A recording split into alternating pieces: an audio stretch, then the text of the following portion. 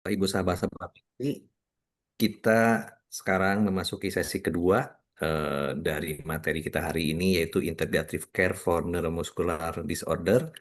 Pembicara kita yang kedua adalah dari eh, China, dari Fosun Fosun Changcheng Hospital. Ya, beliau adalah Dr. Lin Yuhui. Beliau adalah direktur di Departemen Akupunktur dan Tueina di Changcheng Hospital. Beliau juga sebagai kepala dari Dr. TCM di sana dan juga sebagai profesor di Guangzhou University of Chinese Medicine. Ya, beliau mempunyai filosofi bahwa pengobatan dengan pendekatan holistik secara TCM itu untuk mengaktifkan mekanisme dari self healing dari badan. Ya, beliau punya eh, spesialisasi di bidang kelainan-kelainan muskuloskeletal, spondylosis cervical, lumbar, lalu frozen shoulder, eh, osteoartritis lutut, lalu juga nyeri tumit, tendinosis, lalu temporomandibular joint, ya kelainan itu, lalu juga berbagai macam kelainan-kelainan syaraf yang terkait syaraf, eh, sakit kepala, vertigo, post stroke, Bell's palsy dan lain-lain ya, juga berbagai macam bidang ya sesuai dengan keahliannya di bidang tersebut yang meliputi juga selain ke syaraf yaitu ke internal medicine,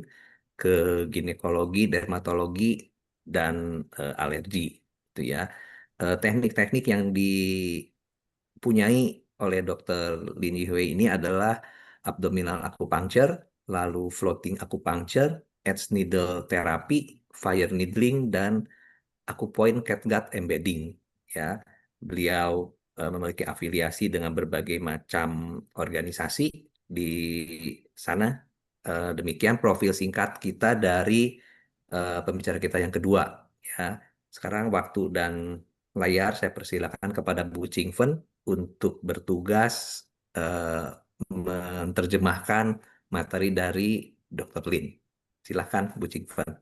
Terima kasih Pak Gunadi. Saya lanjutkan ya. Sebelumnya mungkin selamat siang Bapak Ibu sekalian. Pada kesempatan hari ini saya akan menjadi penerjemah untuk sesi kedua kita. Tadi sudah dijelaskan oleh moderator. Pada hari ini kita berkesempatan mendapatkan narasumber yang luar biasa itu Dr. Lin Yihwei. Nah, tadi sudah dijelaskan profil background beliau dan mari sebelum kita mulai presentasi hari ini, saya sapa terlebih dahulu narasumber kita. Nin hao, Lin Yisheng. 你好，你好。呀，我是简金芬，请电为您翻译。我很高兴今天可以在这个研讨会就与您合作。好好，很高兴今天有这个机会，大家一起学习。Ya, dokter juga berterima kasih pada kesempatan hari ini bisa di sini untuk berpresentasi. 好的，先这份 PPT 我并翻译过老师，所以如果可不可以的话，我在这边分享可以吗，老师？嗯，可以。好的，那请稍等一下。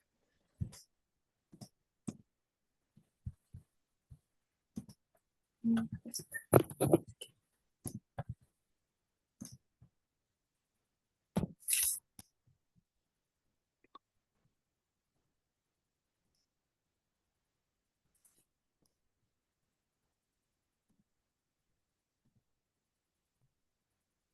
在这可以看见了吗，老师？看见了，看见了。好的，那你可以开始。好，大好的，家好。哇，下午呢，跟大家一起学习神经肌肉疾病的综合治疗。Halo semuanya, untuk kesempatan hari ini saya akan mempresentasikan tentang terapi komprehensif untuk penyakit neuromuskuler. Kata langsung?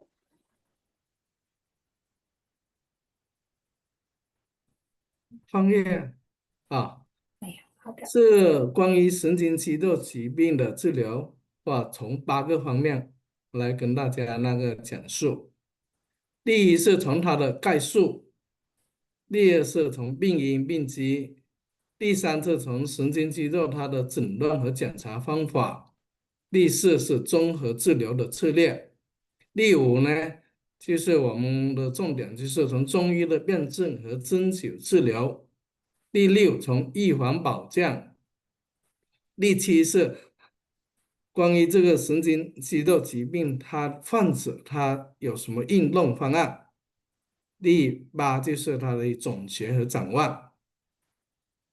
Baik, mengenai pengobatan penyakit neuromuskuler, saya akan menjelaskan dari 8 aspek. Pertama adalah gambaran umumnya, kedua dari penyebab dan kondisi penyakitnya, ketiga dari diagnosis dan metodenya, metode pemeriksaan sistem saraf dan otot, keempat dari urutan atau tahapan pengobatan komprehensif, kelima yang menjadi fokus utama yaitu dari sisi pengobatan tradisional Chinese medicine, habis itu keenam dari pengobatan dan diagnosis dalam kedokteran modern, habis itu untuk yang ketujuh program latihan yang sesuai untuk pasien itu sendiri, yang kedelapan nanti akan ada penyimpulan dan prospeknya.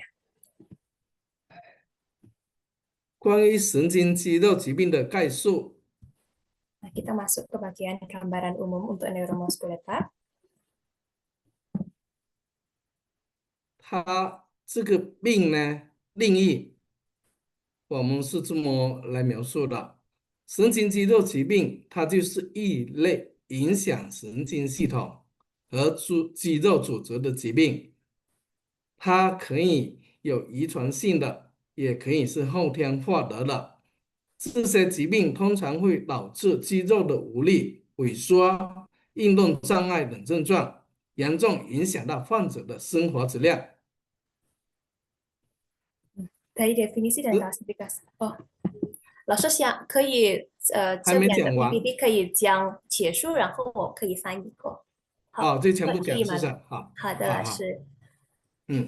神经肌肉疾病它常见可以分为以下的类型：第一是重症肌无力、肌营养不良的症状，多方性的肌阳、代谢性的疾病等等。每一种疾病都有特定的症状和表现，需要通过详细的检查和诊断来确定。Definisi dan klasifikasi penyakitnya lah. Untuk definisi dari penyakit neuromuskuler, penyakit neuromuskuler sendiri adalah sekumpulan penyakit yang mempengaruhi sistem saraf dan jaringan otot itu sendiri. Penyakit ini bisa bersifat genetik atau turunan maupun didapat setelah lahir. Secara umum, penyakit-penyakit ini menyebabkan kelemahan pada otot, penyusutan otot, dan gangguan pergerakan yang dapat berdampak serius pada kualitas hidup pasien itu sendiri. Lah, untuk penyakit klasifikasi penyakit neuromuskuletal ada pertama ada yang namanya meliputi myasthenia gravis, distrofia otot, polymyositis serta miopati metabolik. Lah, setiap jenis penyakit memiliki gejala dan manifestasinya yang khas dan untuk memastikan diagnosisnya perlu kita lakukan lagi pemeriksaan serta evaluasi yang mendetail. 神经肌肉疾病它主要的症状是表现为肌肉的无力和萎缩。肌肉无力是神经肌肉疾病最常见的症状之一，患者可能会感到肌肉的疲劳、虚弱，无法进行正常的日常活动。肌肉萎缩也是常见的症状，指肌肉体积的减少、力量的下降。运动障碍和感觉的异常。运动障碍是指患者进行运动时出现的困难，如走路不稳、手部动作不灵活等。感觉异常包括麻木、刺痛或疼痛，通常由于神经受到损伤导致的。Untuk gejala umum penyakit itu, pertama itu dilihat dari berupa kelemahan otot dan penyusunan otot. Lah, kelemahan otot adalah salah satu gejala paling umum pada penyakit neuromuskuler. Biasanya pasien merasakan cepat lelah, lemas pada otot, kesulitan melakukan aktivitas sehari-hari secara normal, dan penyusutan otot. Juga sering terjadi yaitu berkurangnya massa otot dan menurunnya kekuatan fisik. Selain itu juga ada gangguan motorik dan sensorik. Misalnya kesulitan berjalan, gerakan tangan yang tidak lincah atau kaku, seperti mati rasa, rasa kesemutan, atau nyeri pada otot dan anggota tubuh. 疾病影响的范围，影响到神经系统的会出现神经肌肉疾病，不仅影响肌肉，还会影响到神经系统，这可能导致感觉的异常、自主神经功能紊乱等症状，进一步影响患者的整体健康。肌肉组织的影响，肌肉组织在神经肌肉疾病中受到直接的影响，导致肌肉无力、萎缩等功能障碍。这些症状可能会逐渐恶化，严重影响到患者的生活质量。Untuk ruang lingkup dampak penyakitnya, dampak pada sistem pertama kita lihat dari dampak pada sistem saraf. Ketika sistem saraf terganggu, penyakit neuromuskuler itu dapat muncul. Habis itu gangguan ini tidak hanya mempengaruhi otot sendiri, tetapi juga sistem saraf itu sendiri, sehingga dapat menyebabkan kelalaian sensasi, gangguan fungsi saraf otonom yang pastinya tidak stabil, bisa ada keringat berlebihan, ataupun bisa sampai gangguan pencernaan. Dan pada akhirnya mempengaruhi kesehatan tubuh secara keseluruhan. Yang kedua, itu dampak pada jaringan otot itu sendiri. Jaringan otot menjadi bagian yang akan ada dampak langsungnya dalam penyakit ini. Akibatnya nanti bisa ada muncul kelemahan otot, penyusutan otot juga, serta gangguan fungsi gerak yang membuat pastinya pasien itu sulit untuk melakukan aktivitas fisik normal.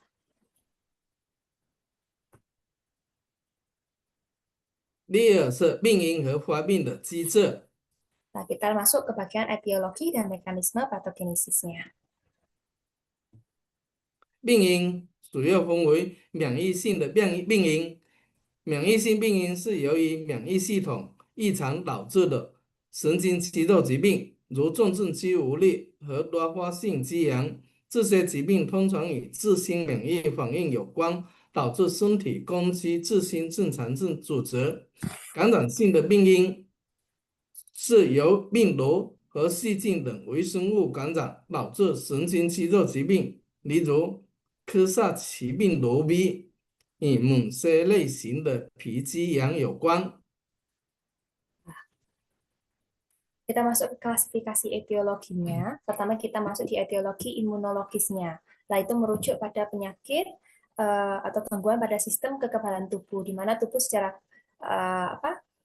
keliru menyerang jaringan normalnya sendiri. Contohnya termasuk ada meatesis ya, grafis, dan polymyositis. Penyakit-penyakit ini umumnya berkaitan dengan reaksi autoimun yang menyebabkan kerusakan pada sambungan saraf dan otot itu sendiri. Dan selanjutnya adalah disebabkan oleh infeksi virus atau bakteri yang dapat memicu kerusakan pada sistem saraf atau otot. Juga misalnya penyakit akibat virus Coxsackie, dan itu beberapa jenis dermatomyositis yang dapat terkait dengan infeksi tertentu. 发病机制有遗传性的病因，遗传性病因是由于基因异常导致的神经肌肉疾病，如钾肥大型肌营养不良。这些疾病通常在家族中有遗传的倾向。肿瘤性的病因是由肿瘤引起的神经肌肉疾病，如胸腺瘤、重症肌无力的光良。肿瘤可能影响神经肌肉的正常功能。Maaf. Mekanisme patogenesis. Nah, itu kita lihat dari pertama ada penyebab dari genetik, disebabkan oleh kelainan atau mutasi genetik yang memicu penyakit neuromuskuler, misalnya distrofi otot tipe Duchenne atau jenis distrofi otot lainnya. Nah, penyakit ini biasanya memiliki pola keturunan dalam keluarga, artinya dapat diturunkan dari orang tua ke anak. Nah, habis itu selanjutnya adalah penyebab tumor atau neoplastik, disebabkan oleh adanya tumor yang memengaruhi sistem saraf atau otot. Contohnya ada tumor di rongga dada yang sering berkaitan dengan miastenia gravis. Tumor ini dapat mengganggu fungsi sistem saraf dan otot sehingga menimbulkan gejala kelemahan atau gangguan koordinasi tubuh atau mempengaruhi fungsi normal dari neuromuskular itu sendiri. 第三是诊断与检查方法。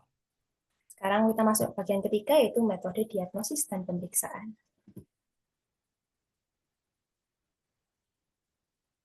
主要的检查方法有肌电图检查。肌电图是一种检查神经肌肉功能的重要技术，可以帮助区分神经阳性损伤和肌阳性损伤。它通过记录肌肉的活动来判断神经肌肉的健康状况。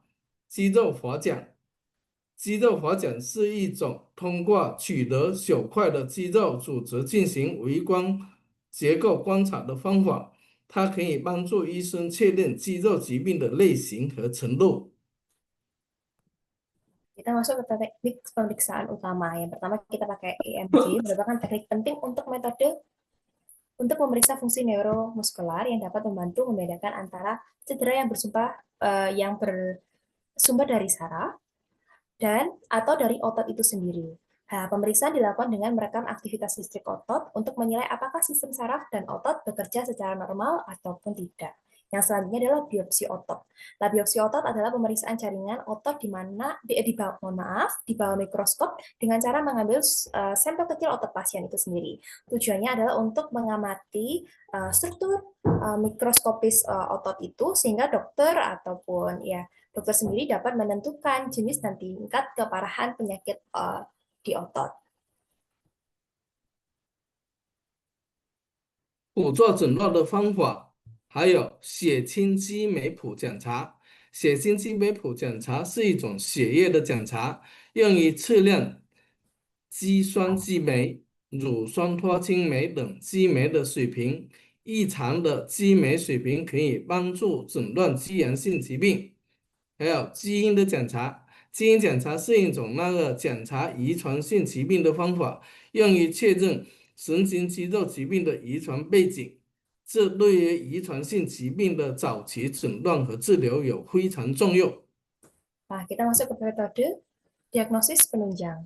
Pemeriksaan pertama adalah pemeriksaan profil enzim otot dalam serum. Merupakan atau pemeriksaan enzim serum. Pemeriksaan ini adalah tes darah yang digunakan untuk mengukur kadar enzim tertentu seperti kreatin kinase atau CK dan LDH. Kadar enzim yang tidak normal dapat membantu dokter mendiagnosis penyakit otot atau kelalaian genetik yang menyebabkan kerusakan otot. Nah, pemeriksaan genetik, tes genetik digunakan untuk mendeteksi adanya kelainan atau mutasi gen yang menjadi penyebab penyakit keturunan. Nah, pemeriksaan ini sangat penting untuk untuk menentukan latar belakang genetik, penyakit neuromuskular, serta membantu dalam diagnosis dini dan perencanaan pengobatan penyakit ini yang memang bersifat turunan. 第四是对于这种疾病的综合治疗策略。Nah, yang kita masuk ke bagian keempat yaitu strategi terapi komprehensif. 我们所用到的第一是药物的治疗，免疫抑制剂和激素。免疫抑制剂和激素是治疗神经肌肉疾病常用的药物。免疫抑制剂可以抑制异常的免疫反应，而激素可以减轻炎症和免疫反应。第二是囊睑脂酶的抑制剂。囊睑脂酶抑制剂是一种用于治疗重症肌无力的药物。可以增加神经肌肉接头处的异香囊碱水平，从而改善肌肉无力的症状。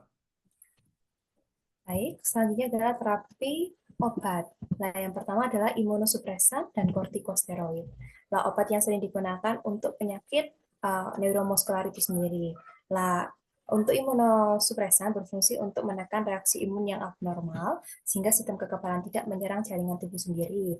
Atau untuk kortikosteroid membantu mengurangi peradangan dan reaksi imun berlebihan sehingga memperingan gejala dan memperlambat perkembangan penyakit itu. Nah, untuk yang kedua ada inhibitor kolinesterase atau obat penghambat ya. Obat jenis ini digunakan terutama untuk mengobati myasthenia gravis. Mekanisme adalah dengan meningkatkan kadar asetikolin di sambungan saraf dan otot sehingga meningkatkan transmisi saraf ke otot dan memperingan atau memperbaiki gejala kelemahan otot.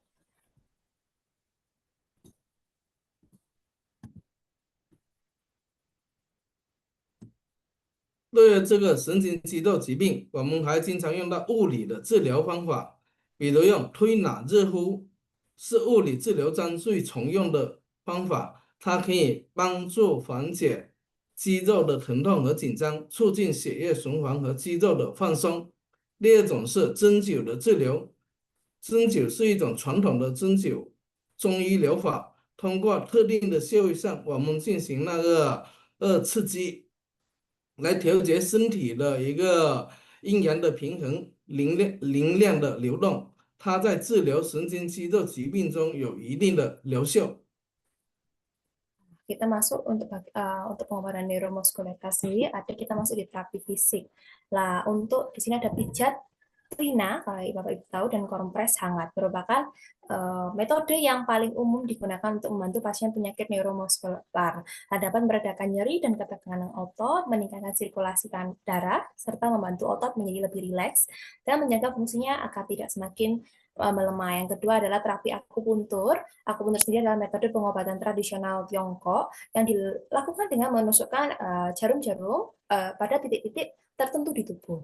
Nah, tujuannya adalah untuk menyeimbangkan yin dan yang serta melancarkan aliran energi atau qi di dalam tubuh. Dalam pengobatan penyakit neuromuskular, akupuntur telah terbukti membantu meningkatkan fungsi dari otot atau mengurangi kelemahan otot dan memperbaiki sirkulasi energi maupun darah. 在康复方面，针对于那个语言方面，我们可以进行语言训练。它主要是针对语言障碍的患者进行康复的治疗，帮助他们恢复正常的语言功能。有一些心理问题的，我们可以通过心理的支持，帮助患者应对慢性疾病带来的情绪压抑和心理的压力的重要预防。心理治疗和咨询可以提供支持和策略，帮助患者更好的适应疾病。 Nah, untuk selanjutnya ada terapi rehabilitasi. Yang pertama adalah terapi bicara. Terapi rehabilitasi yang ditunjukkan untuk pasien dengan gangguan berbicara atau artikulasi, tetapi ini bertujuan untuk memulihkan kemampuan berbicara dan koordinasi dari otot mulut sehingga pasien dapat berkomunikasi dengan normal.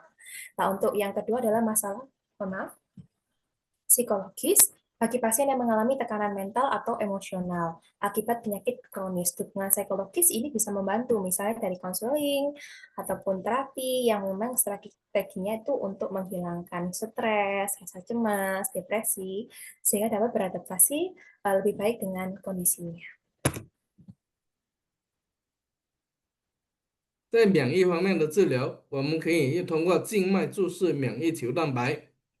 免疫球蛋白是一种免疫治疗的方法，通过提供外源性的抗体来调节免疫系统的异常反应。在血浆的置换，我们可以通过血浆置换替换患者的血浆来去除异常免疫成分的方法，用于治疗某些神经肌肉的疾病。 Untuk terapi imun sendiri, yang pertama itu ada injeksi intravenous immunoglobulin atau IVIG. Dan metode terapi ini sendiri yang bekerja dengan memberikan antibodi eksternal ya untuk menormalkan reaksi imun yang tidak seimbang. Juga dan ini sering digunakan untuk penyakit seperti myasthenia gravis dan penyakit autoimun. Yang kedua adalah terapi pertukaran plasma. Metode yang digunakan dengan mengganti plasma pasien untuk menghilangkan komponen imun abnormal. Nah, juga digunakan dalam pengobatan beberapa penyakit neuromuskular. 紧急方面的管理，是吧？针对急性恶化的神经肌肉疾病 ，ICU 的监护是有必要的。这可以确保患者得到全面的监测和治疗，以维持生命体征的稳定。在呼吸方面的支持，对于有呼吸机无力症状的患者，呼吸支持是至关重要的。这可能包括使用呼吸机等设备，以帮助患者维持正常的呼吸功能。 Nah, selanjutnya adalah untuk penanganan darurat. Nah, pertama adalah perawatan intensif di ICU bagi pasien dengan neuromuskular yang mungkin memang akut ya, pemantauan di ruang ICU sangat diperlukan. Hal ini bertujuan agar pasien mendapatkan pengawasan dan perawatan menyeluruh dan bisa melihat stabilitas tanda-tanda vitalnya. Nah, dalam hal untuk saya adalah terapi pernafasan, dukungan pernafasan bagi pasien yang mengalami kelemahan otot, pernafasan, bantuan ventilator atau alat bantu nafas ini sangat penting. Dan tujuannya adalah untuk mempertahankan fungsi pernafasan yang memang normal dan mencegah komplikasi serius seperti gagal nafas. 对中医辨证方面与针灸的治疗， Nah, untuk bagian selanjutnya kita masuk ke diagnosis diferensiasi untuk traditional Chinese medicine dengan terapi akupunturnya.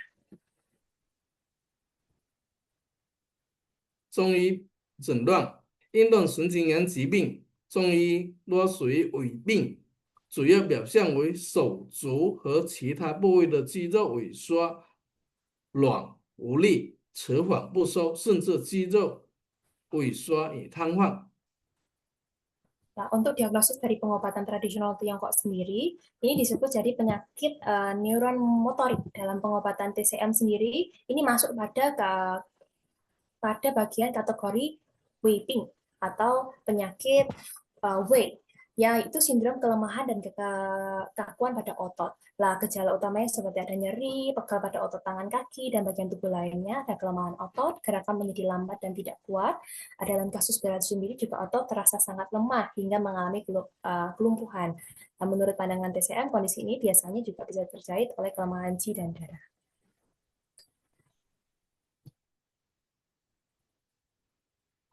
中医辨证我们可以分为肺热经伤症。肺热经伤症常出现一个口渴、咽干、咳嗽、食红、苔黄等症状，常见于神经肌肉疾病。治疗上，我们使用一个清燥聚肺汤等中药方剂，以清热润肺、润养经脉。有湿热痉营症，湿热痉营症是以肢体的红肿、酸痛、发热等为主症，常见于一些肌肉疾病。治疗上可用加味二妙散等中药方剂，以清热燥湿、通利经脉。 Selanjutnya kita akan masuk ke tipe diagnosis berdasarkan TCM. Yang pertama adalah sindrom panas paru dengan kekurangan cairan tubuh. Nah, sering muncul apa aja sih gejalanya? Seperti ada rasa haus, tenggorokan rasa kering, ada batuk, ada nyeri otot, ada serta lidah dengan lapisan yang merah dengan lapisan kuning. Dan umum terjadi pada beberapa penyakit tadi neuromuskular itu sendiri. Lah, prinsip pengobatannya itu dengan ramuan Qing Zhao Qi Wei Tang, Bapak Ibu. Qingzhao Jiu Fei Tang, mohon maaf, pakai ramuan TCM dapat digunakan untuk membersihkan panas, melembabkan paru, dan menyehatkan otot serta saluran nafas. Nah, selanjutnya adalah sindrom infiltrasi lembab panas, ditandai dengan gejala apa aja, ada kemerahan ataupun pembengkakan pada anggota tubuh, nyeri serta demam yang umum terjadi pada beberapa penyakit otot. Dan untuk ramuannya sendiri adalah ada Jiawei Miaosan, dapat digunakan untuk membersihkan panas, mengeringkan kelembapan, dan melancarkan otot serta saluran saraf. 还有脾胃亏虚症，脾胃亏虚症主要于食欲不振、疲劳、肢体无力等症状。治疗上，我们可以使用参苓白术散等中药方剂，以降脾益气。有肝肾亏损症，肝肾亏损症常出现忧息酸软、头晕、视力减退等症状。治疗上使用虎钳丸等中药方剂，以补益肝肾、滋阴清热。 Untuk yang selanjutnya sindromnya ada sindrom defisiensi limpa dan lambung. Nah, itu gejala utamanya pastinya ada penurunan nafsu makan, adanya kelelahan, kelemahan pada anggota tubuh.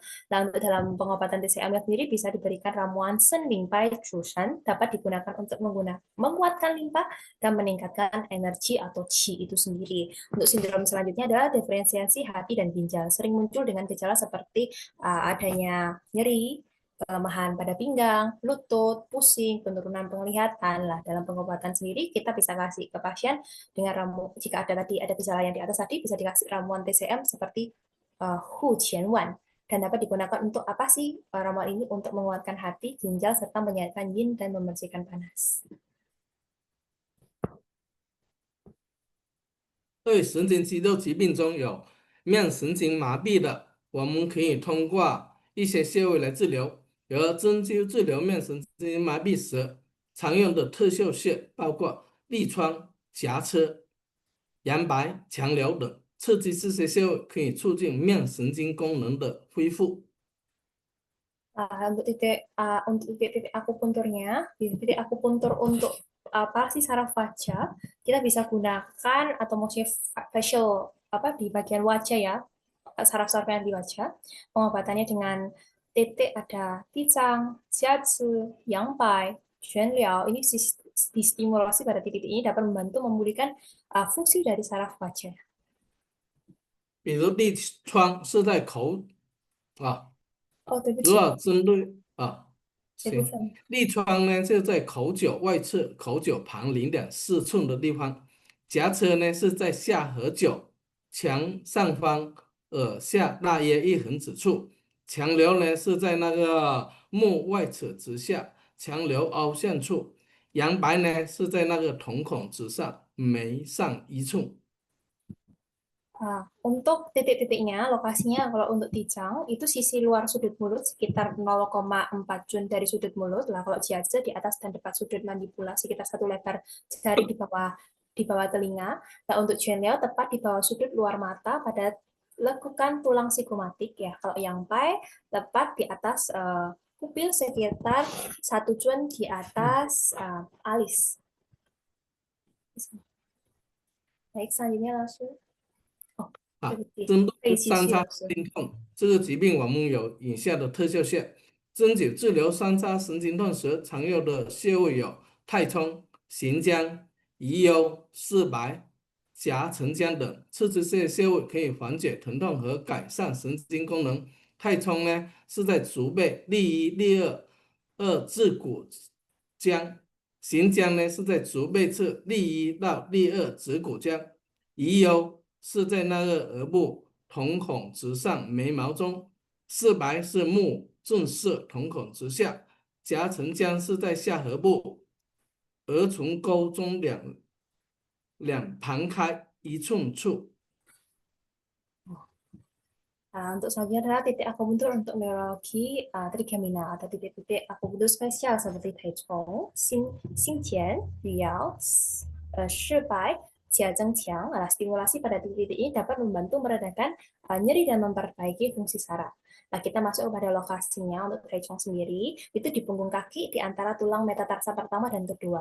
Untuk Xinjiang, sisi punggung kaki di antara jari pertama dan kedua. Kalau Liao ada di dahi, tepat di atas pupil tengah alis. Nah, untuk Sibai, mata menghadap lurus ke depan, tepat di bawah pupil mata. Nah, untuk Jiazhengqiang, bagian mandibula di kedua sisi titik tengah sulcus labial chin terbuka sekitar 1 jun.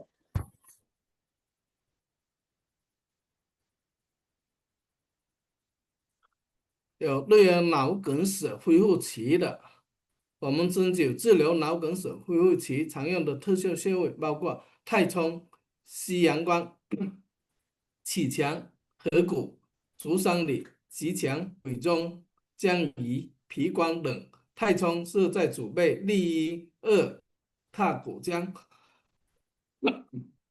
膝关是在那个小腿内侧胫骨内上踝的后上方，启强是在膝内侧部屈膝内侧的横纹端，足三里是在小腿外侧足臂下3寸，极强是在腋窝顶端叶动脉的搏动处。 Nah, untuk titik akupuntur untuk masa pemulihan stroke iskemik, titik akupuntur yang digunakan itu ada Taichung, Sichuan, Jiquan, Heku, Zhusanli, habis itu Jiquan sama Weizhong, Jianyu sama Piquan. Nah, untuk lokasinya, kalau Taichung sendiri tadi sudah diberitahu antara tulang mata tarsa pertama dan kedua. Lalu Sichuan sendiri sisi dalam tungkai bawah, di bawah dan belakang kondilus medial tibia. Untuk Jiquan bagian dalam lutut di ujung lipatan horizontal medial saat lutut ditekuk. Nah, untuk Zhusanli di sisi luar tungkai bawah 3 jun di bawah tubi atau titik lutut. Nah, Jiquan itu titik tertinggi ketiak di tempat denyut arteri sila.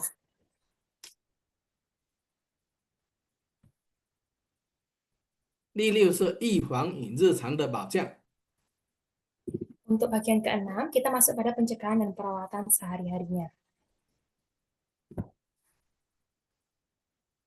生活习惯方面，我们要有规律的运动。规律运动是对于预防神经肌肉疾病和改善患者生活质量有非常重要。适量的运动可以增强肌肉力量和柔软性，减少肌肉萎缩的风险。保暖防寒，保暖防寒是预防神经肌肉疾病恶化的重要措施。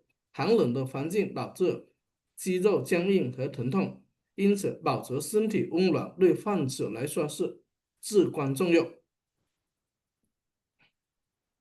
Untuk selanjutnya untuk menjaga gaya hidup, pertama kita harus ada olahraga teratur, sangat penting untuk pencegahan penyakit neuromuskular sendiri.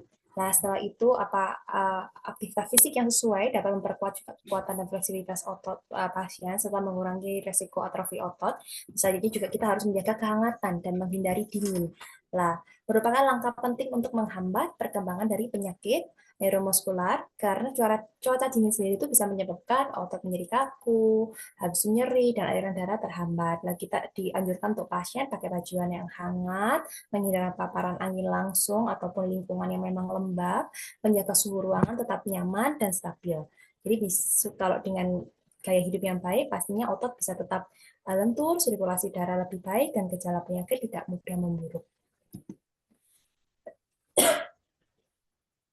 有关饮食方面，我们要一个高蛋白的饮食，是对神经肌肉疾病来说是非常重要的，因为蛋白质是维持肌肉健康和修复的关键营养因素。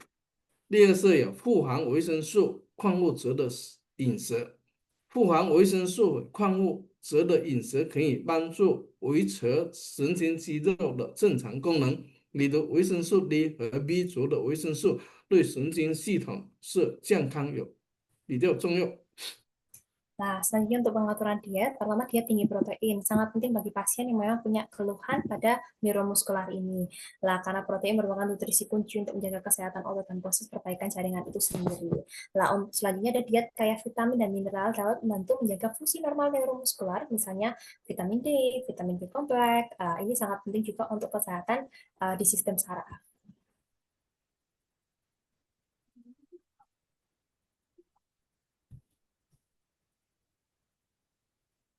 物理的支持，我们用九行气的应用。对于一些神经肌肉疾病的患者，使用九行气，如怀足九行气、手部之际，可以提供物理的支持，帮助维持关节的正确位置，以减轻疼痛。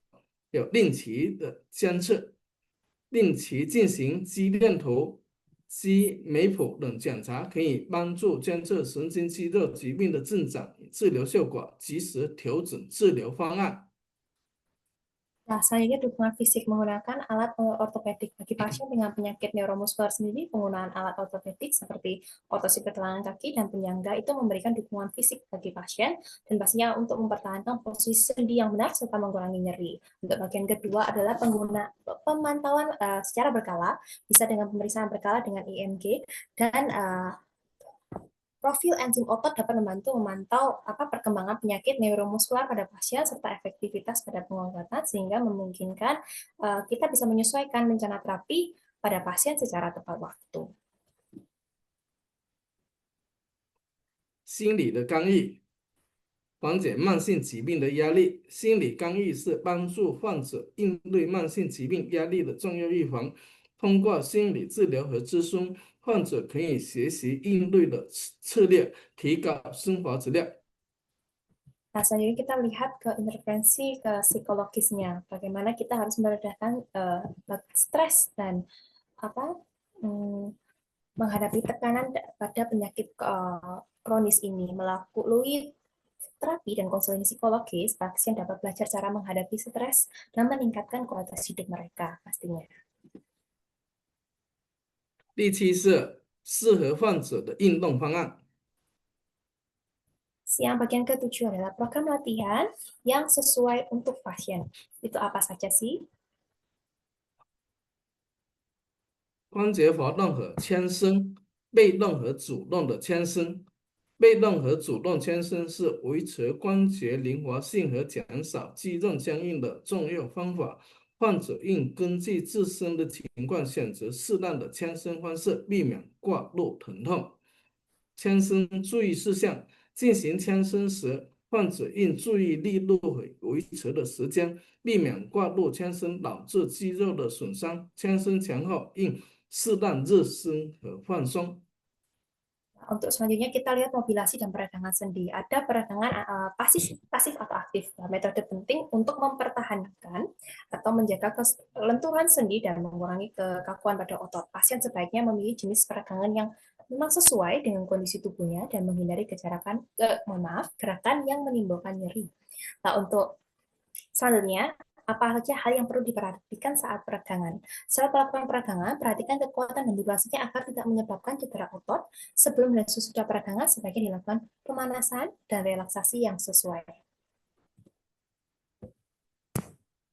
耐力的训练，比如慢走啊、游泳啊、骑车。慢走、游泳和骑车是适合神经肌肉疾病患者的耐力训练方式。这些运动可以增强心肺的功能，提高整体的耐力。耐力训练的好处：耐力训练有助于提高患者的日常生活能力，减少疲劳感，并提高生活质量。 Untuk selanjutnya adalah latihan daya tahan. Yang pertama ada jalan santai, berenang, bersepeda. Itu bentuk latihan daya tahan yang sesuai bagi pasien dengan penyakit neuromuskular ini sendiri. Latihan ini juga bisa punya fungsi untuk jantung dan paru serta memperbaiki daya tahan secara keseluruhan. Nah, selanjutnya adalah manfaat dari latihan daya tahan ini sih apa sih? Jadi bisa meningkatkan kemampuan aktivitas sehari-hari, mengurangi rasa lelah, dan memperbaiki kualitas hidup pasien. 脊柱的方面的管理，我们通过游水或者水流、游泳和水流是适合脊柱管理的运动方式，可以帮助维持脊柱的柔软性，减少疼痛和僵硬。脊柱管理是有重要性，脊柱管理对于保持良好的姿势和减少神经肌肉疾病的症状非常重要。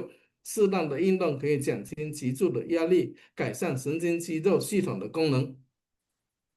Nah, untuk selanjutnya adalah manajemen tulang belakang. Ada yang pertama adalah berenang atau terapi air, ada bisa kita ngomong biasa hidroterapi atau spa air. Lah olahraga di air ini dengan aliran air seperti berenang ini bagus sekali untuk menjaga kesehatan tulang belakang. Aktivitas ini juga membantu mempertahankan kelenturan tulang belakang dan mengurangi nyeri punggung dan kekakuan. Juga yang kedua adalah pentingnya manajemen tulang belakang. Perawatan dan latihan tulang belakang sangat penting untuk menjaga postur tubuhnya yang baik serta mengurangi gejala penyakit pada saraf dan otot. Olahraga yang tepat pastinya akan membantu mengurangi tekanan pada tulang belakang dan memperbaiki fungsi sistem saraf dan otot. 呼吸的训练，吹气球啊、吹蜡烛等简单的呼吸训练方法，可以帮助增强肺功能和呼吸肌肉的力量。吹气球、吹蜡烛呼吸训练要定期进行，每天多次，以提高呼吸肌肉的耐力和力量。 Nah, selanjutnya latihan pernafasan. Nah, ini kita bisa lihat frekuensi latihan pernafasannya sebaiknya dilakukan secara teratur beberapa kali setiap hari untuk meningkatkan fungsi paru-paru dan otot pernafasan. Nah, apa aja latihannya bisa dengan meniup balon, habis itu meniup lilin. Nah, ini bisa dilakukan sebaiknya dilakukan secara rutin beberapa kali setiap hari agar daya tahan dan kekuatan otot pernafasan bisa meningkat. 注意事项，我们通过那个离心手术可能导致肌肉损伤和疼痛，因此患者在进行运动时应避免这种手术的方式。第二是荤吃少量的进食，对于吞咽困难的患者，应该要荤吃少量进食，就可以减少窒息的风险，并帮助维持营养的均衡。 Nah, tentu saja hal-hal yang memang perlu diperhatikan. Yang pertama ada menghindari kontraksi eksentrik dan yang bisa menyebabkan kerusakan dan cedera pada ataupun nyeri otot. Jadi pasien sebaiknya menghindari jenis gerakan seperti itu. Nah, selain itu, yang kedua bagi pasien yang mengalami kesulitan menelan, sebaiknya memang kita makan dengan porsi kecil tapi lebih sering. Cara ini bisa membantu mencegah tersedak dan tetap menjaga asupan nutrisi.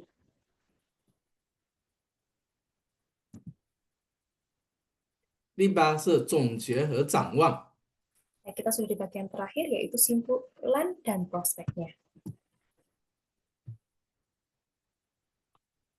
关于神经肌肉疾病的治疗核心，第一个是要拉斜科的谢状。神经肌肉疾病的治疗需要拉斜科的谢状，包括神经科、看护科、营养科等，以确保全面的治疗和护理。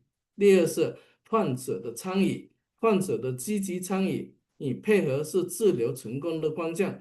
患者应积极参与以治疗决策，遵循医嘱，并定期进行看护训练。 Nah, sekarang fokus utama pengobatannya, kita pertama bisa kolaborasi multidisiplin. Pengobatan penyakit neuromuskular ini juga bisa dilakukan secara kolaborasi, termasuk ada neurologi, rehabilitasi gizi, dan lain-lain untuk memastikan perawatan serta pengobatan yang menyeluruh. Nah, habis itu kita selain itu bisa ada yang nomor 2 adalah partisipasi dari pasien itu sendiri. Nah, juga itu pun bagian itu adalah bagian yang sangat penting. Pasien harus berpartisipasi secara positif, mengikuti saran dari dokter, atau rutin melakukan latihan pemulihan agar pengobatan ini bisa berhasil. 未来方向，第一是基因的治疗研究。基因治疗是神经肌肉疾病治疗一个新兴的领域，未来有望为患者提供更有效的治疗选择。